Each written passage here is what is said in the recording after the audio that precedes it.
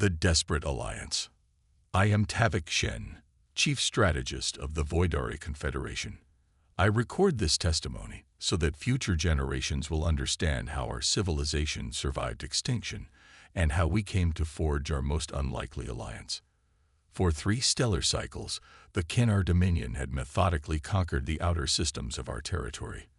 Their bioships, massive living weapons that consumed planetary resources and converted them into energy, were unstoppable. The Galactic Council, in their infinite wisdom, had advised patience and diplomacy. The Kennar are a reasonable species. Council Elder Jolax had assured us during our final plea for intervention. They simply require proper diplomatic channels. 2 days later, our colony on Nexus Prime was reduced to a barren wasteland. I stood on the command bridge of our last operational fortress ship, the Eternal Vigilance, watching the tactical display as another defensive line collapsed.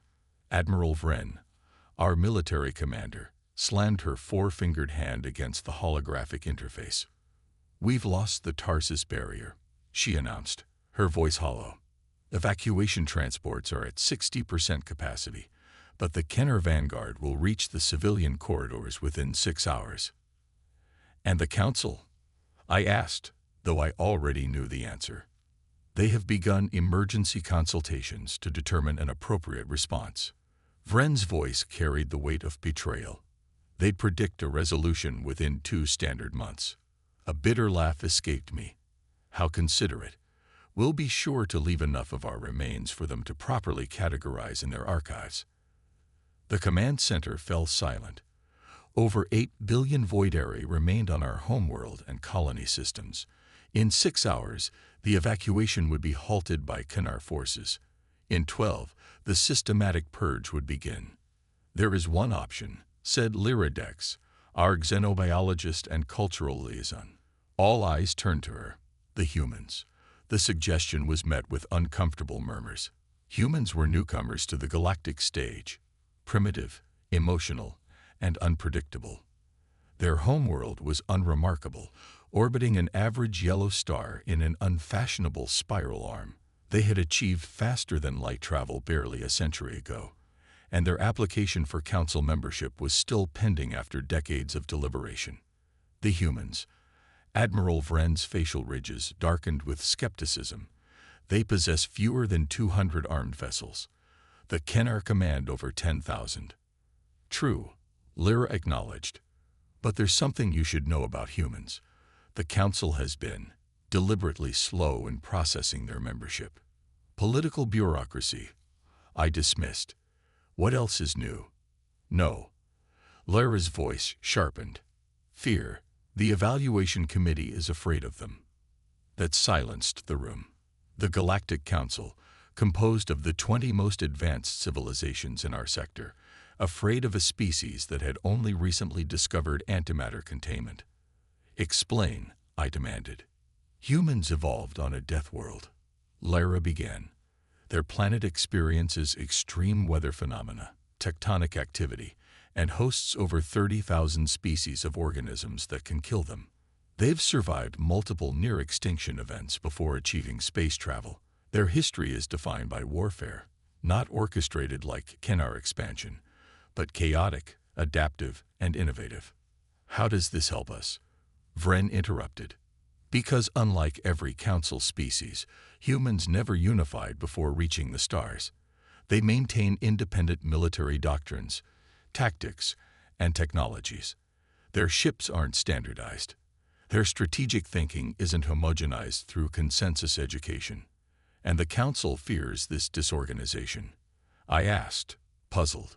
"No," Lyra's eyes met mine. "They fear that despite this disorganization, or perhaps because of it, humans have developed military technologies that rival or exceed Council standards, while officially presenting themselves as less advanced." Another explosion rocked the Eternal Vigilance. Damage reports flooded the tactical display. "The Kennar have breached our inner defensive line," a junior officer reported, voice cracking. "Estimated time to homeworld bombardment: 4 hours." I made my decision. Open a channel to Earth Central Command. Authorization Protocols Override Section 17A. Chief Strategist. Vren objected. That section contains the Crisis Alliance provisions. It would grant humans unrestricted access to our territories and technology. Do we have a choice? I countered. In 4 hours, we won't have territories or technology. As Lyra established the communication link, doubt gnawed at me. The humans had been seeking military partnerships since their arrival on the galactic stage. Was this desperation, or playing into their hands? The view screen flickered to life, revealing a human female with dark skin and close-cropped silver hair. Her uniform bore insignia I didn't recognize. "This is Admiral Constance Way, Earth Defense Coalition," she stated without preamble. "We've been monitoring your situation, Strategist Shen." This caught me off guard. "You know who I am." A slight smile crossed her face. "We make it our business to know who makes decisions in our galactic neighborhood, especially when those decisions might affect human interests." "Then you know we're facing extinction," I said bluntly. "The Kenner Dominion. We'll reach your homeworld in approximately 3 hours and 47 minutes, she finished for me. Their pathfinding is predictable. They always prioritize population centers over military installations. Admiral Vren stepped forward. "If you've been monitoring, why haven't you offered assistance?" Galactic Council Directive 5077B prohibits military intervention by non-member species without explicit request from an authorized representative, Wei recited. "I believe this conversation constitutes such a request." I nodded slowly. "We invoke Crisis Alliance Protocol. Full integration of forces." Wei's expression remained impassive, but something in her eyes shifted. Acknowledged. "EDC Battle Group Orion is already en route. ETA to your position. 20 minutes. Vren nearly choked. 20 minutes. The nearest jump point is half a light year away. "We don't use conventional jump points, Admiral." Wei's tone suggested this should have been obvious. "Prepare your remaining forces to coordinate with our battle group. We'll handle the Kenner advance. You focus on civilian evacuation." The transmission ended abruptly, leaving us staring at each other in confusion and fragile hope. Could they truly have faster FTL capabilities than they've disclosed? Vren wondered aloud. "We'll find out in 20 minutes, I replied. It was 18 minutes later when our sensor arrays detected the spatial distortions, not at the expected arrival coordinates near the jump point, but directly above our homeworld. Space itself seemed to fold inward, creating what our scientists would later call artificial proximity events. The human ships didn't smoothly transition into normal space like Council vessels. They tore through reality with violent purpose, appearing simultaneously at 12 different strategic locations around our system. Initial scans counted 37 vessels of varying configurations, none matching the designs humans had registered with the Council. "They're hailing us," Lyra announced. Admiral Wei's face reappeared. Behind her, the command center buzzed with activity, humans calling out information and receiving orders with startling efficiency. "Battle Group Orion has established a defensive perimeter," she reported. "We've identified 213 Kenner vessels approaching in standard formation, initiating contact protocol." "Wait," I interrupted. "You need to understand their bioships. Energy weapons are partially absorbed by their outer membranes. Kinetic impacts are the most effective, but their self-healing capabilities." "With respect, strategist," Wei cut me off. "We've studied the Kenner extensively. Their bioship technology is impressive but fundamentally flawed. On our tactical display, we watched in astonishment as the human vessels accelerated toward the approaching Kenner fleet. No Council species would ever consider such an aggressive maneuver against superior numbers." "What are they doing?" Vren whispered. "That's suicide." The Kenner responded predictably, their formation shifting to create a containment sphere, their standard tactic for surrounding and methodically destroying opposition. The human vessels should have been trapped. Instead, they executed maneuvers I still struggle to describe. Their ships moved with an agility that defied our understanding of inertial physics, abruptly changing vectors without the gradual curves necessitated by conventional propulsion systems. Some vessels briefly accelerated to speeds that should have liquefied any biological crew. "How are they surviving those G-forces?" one of our officers gasped. "They're not," Lyra muttered, eyes wide. "At least, not without technological assistance beyond anything the Council possesses." The first exchange of fire silenced all speculation. The humans didn't use the standard energy projectors or kinetic launchers common throughout the galaxy. Their weapons fired what appeared to be microscopic black holes, temporary gravitational singularities that bypassed the Kennar bioship's defensive membranes entirely, collapsing them from within. "Gravitational weaponry," Vren breathed. "That's forbidden technology." "Forbidden by the Council," I reminded her, "of which humans are not yet members." In less than 30 minutes, the foremost Kennar attack group, 47 bioships that had decimated 3 of our defensive fleets, was reduced to drifting organic debris. The humans had lost 2 vessels. "Kennar Vanguard has been neutralized," Admiral Wei reported calmly, as if she were discussing weather patterns. "Be advised, this was merely their advance force. Our long-range sensors detect their main battle fleet altering course toward your system. Estimated arrival: 16 hours. "How many ships?" I asked, dreading the answer. "Approximately 1,500 combat-capable vessels." The command center fell silent. Even with the humans' unexpected capabilities, such numbers were overwhelming. "We should continue evacuation procedures," Vren suggested quietly. "Actually," Wei interjected, "I recommend you halt evacuations temporarily. Scattered civilian transports will be easy targets. We have a different approach." "What do you propose?" I asked. "The Kennar have never encountered humanity in combat before today. They're predictable. They'll analyze our tactics from this initial engagement and adapt their approach accordingly." A thin smile crossed Wei's face. "That's exactly what we want." "You want them to counter your tactics?" Vren asked incredulously. "Admiral, in human military history, we have a concept called a honeypot trap. Sometimes revealing your capabilities is the best way to conceal your true strength." We leaned forward. What the Kennar witnessed today was our conventional response. They haven't seen how humans fight when we're truly committed. "And what does a truly committed human response look like?" I asked. Wei's expression darkened. "Let's just say there's a reason the Council has been reluctant to grant us full membership. We're about to show you why." As she outlined their strategy, I felt a chill despite the environmental controls of our command center. The Kennar had awakened something they couldn't possibly understand, and in our desperation, we had unleashed it upon our galaxy. The unconventional victory. The 16 hours before the Kennar main fleet's arrival passed in a blur of frenetic activity.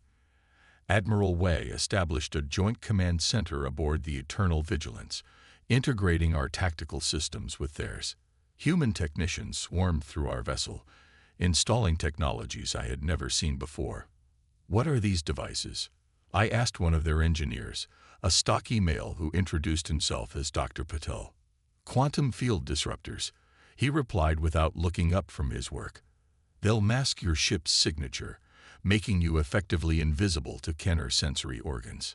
"That's impossible," I stated. "Kennar bioships perceive quantum fluctuations directly.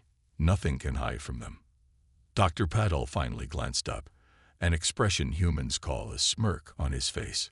"Nothing you know of." This exchange typified our early interactions with the humans. They operated with a casual confidence that bordered on arrogance, yet consistently demonstrated capabilities that justified such confidence. For a species supposedly seeking Council membership, they possessed technologies centuries beyond Council standards. When I confronted Admiral Wei about this discrepancy, her response was illuminating. "The Council evaluates species based on social stability, not technological achievement," she explained. Humanity learned early in our development that appearing less advanced than we are has distinct advantages. You deliberately misrepresented yourselves, I accused. Wei shrugged. We presented exactly what the Council wanted to see, a young, promising species learning from our galactic elders. Meanwhile, we studied, adapted, and prepared. The galaxy isn't as stable as the Council pretends, strategist Shen. Threats like the Kennar don't emerge in isolation.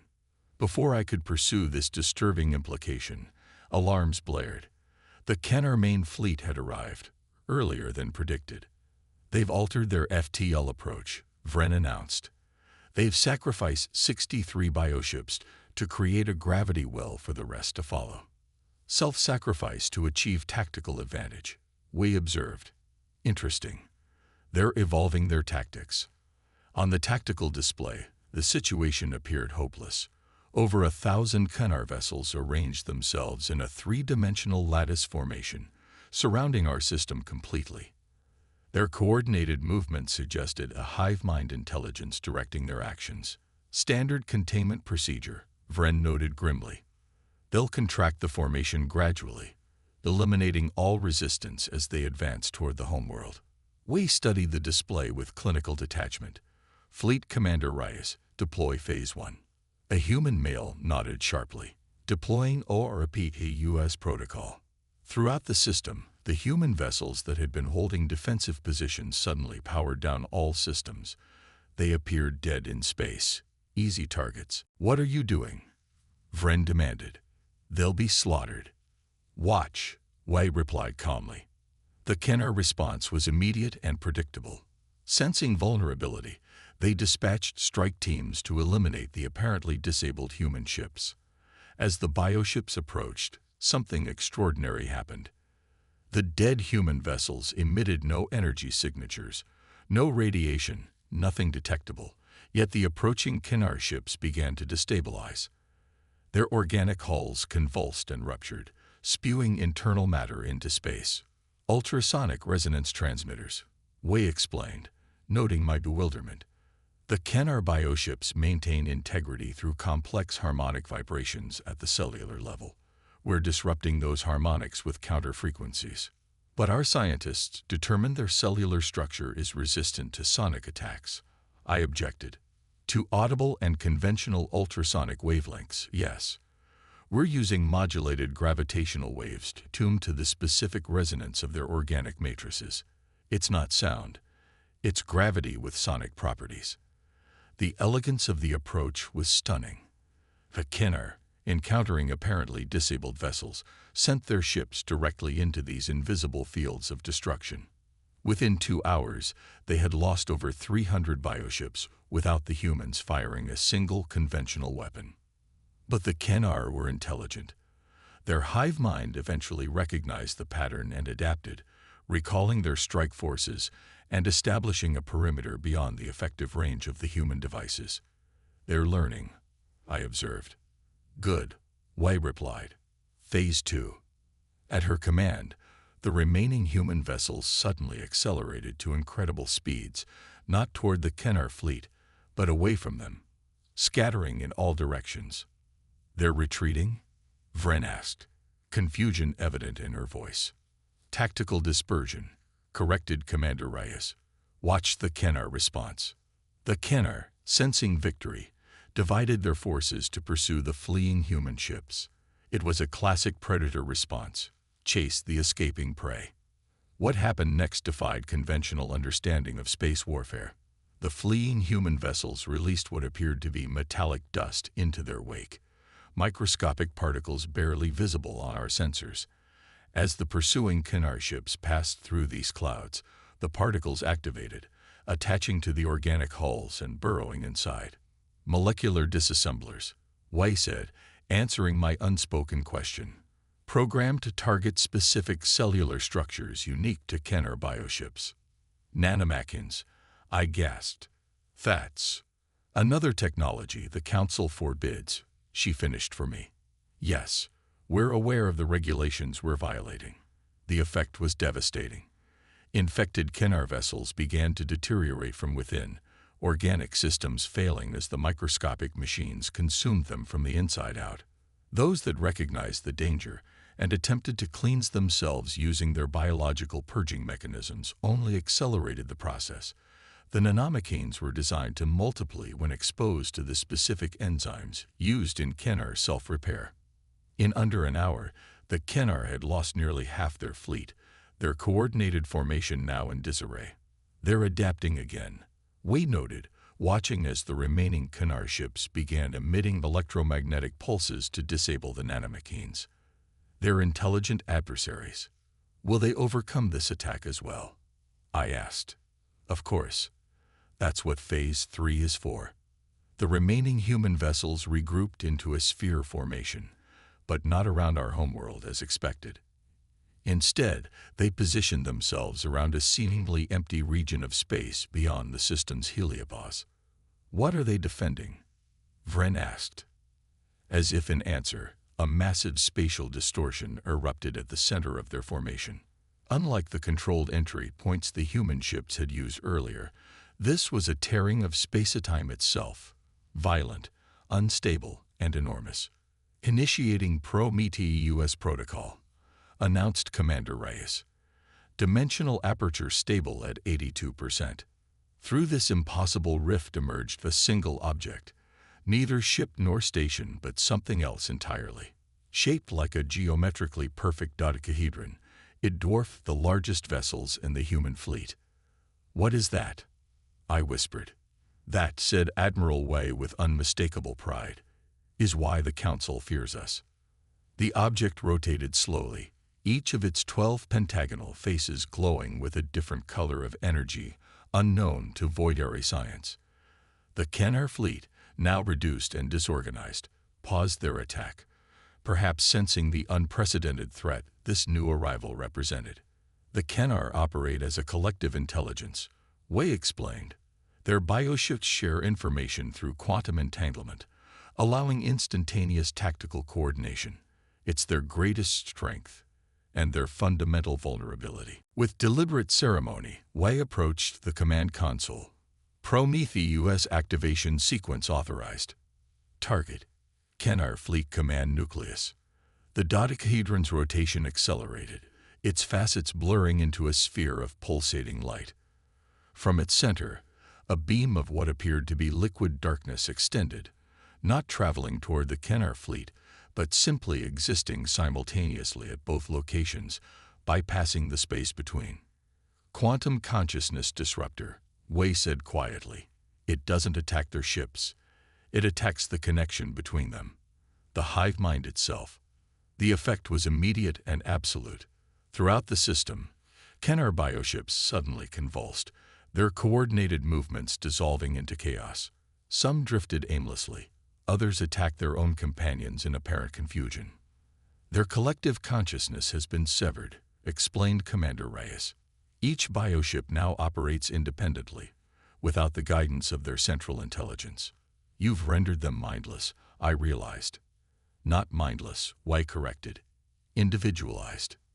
Each ship now has its own limited consciousness rather than sharing the collective. They've never existed as individuals before. They don't know how to function without the hive mind." The few remaining organized Kennar vessels began retreating, jumping to FTL as soon as they cleared the gravity well. Within hours, our system was clear of Kennar presence for the first time in months. Victory had been achieved with methods I still struggle to comprehend. In the aftermath, as humans helped restore our damaged worlds and infrastructure, I finally confronted Admiral Wei with the question that had plagued me since their arrival. "Why did you help us?" The truth, not the diplomatic answer. Wei considered me for a long moment before responding. "Humanity spent thousands of years fighting amongst ourselves before we reached the stars. We developed weapons that could have destroyed our entire species, technologies born from our darkest impulses toward violence and domination." She gazed out the viewport of the stars beyond. "When we finally achieved unity and looked outward, we discovered the Council, species who had evolved without our destructive history, who had achieved interstellar travel through cooperation rather than competition. And you invite this peaceful evolution, I suggested. No, Wei's response was sharp. We recognized its fundamental weakness. Peace achieved without understanding conflict is peace without defenses. The Council species never needed to develop the technologies we created out of necessity, out of fear of ourselves. They banned these technologies not because they truly comprehended their danger, but because they feared what they didn't understand. So you concealed your true capabilities. We presented ourselves as students rather than teachers, she corrected, and we watched. We observed the Council ignoring threats like the Kennar, pretending diplomacy could solve all conflicts. We saw species like yours being sacrificed to maintain the illusion of galactic harmony. And now, I asked, after this display, the Council will know what humanity truly is. Wei smiled, a genuine expression this time, not the diplomatic mask she typically wore. They'll know a fraction of what we're capable of, just enough to ensure they think twice before dismissing our concerns in the future. In the following cycles, the political landscape of our sector transformed dramatically. The Council, confronted with evidence of the human intervention that saved our civilization, accelerated their membership process. Yet I noted that the humans were in no hurry to accept, negotiating exceptions and special provisions with newfound leverage. The Voidari Confederation formalized a permanent alliance with Earth, exchanging cultural and scientific knowledge. We provided them with our biological technologies. They shared some of their less restricted innovations with us. But I never forgot Admiral Wei's words or the glimpse I had witnessed of humanity's true capabilities. 3 stellar cycles later, when the Kennar attempted to return with a rebuilt fleet, they found our systems protected by joint Voidari human defense platforms. The mere presence of human insignia was enough to turn them away without conflict. In our desperation, we had called upon a species the galaxy had underestimated. In answering that call, humanity had revealed itself not as the primitive newcomers we had assumed them to be, but as protectors with power born from a history of conflict we could barely comprehend. The Council continues to debate the implications of human technologies and their place in galactic society. Meanwhile, humanity quietly establishes outposts along the borders of Council space, watching for threats the Council refuses to acknowledge. They call these outposts sentinel stations. The Council calls them unauthorized military installations. Humanity simply calls them insurance. And we, the Voidari, call them the reason we still exist.